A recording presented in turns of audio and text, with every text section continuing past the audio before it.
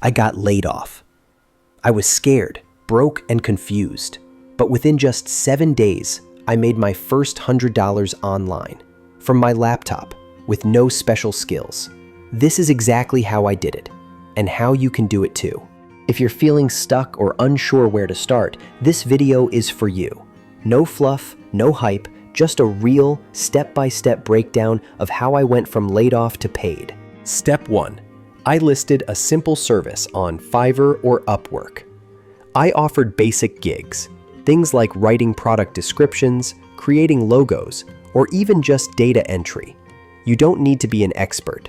I used templates and AI tools to get started. Step 2. I joined free communities. I posted my gig in Facebook groups, Reddit threads, and even WhatsApp status. One client reached out. Boom, my first $5 job. Step 3.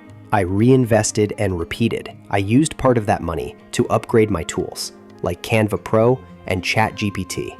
By day 7, I had completed 3 small jobs and earned $105. If I can do this with no money and no experience, so can you.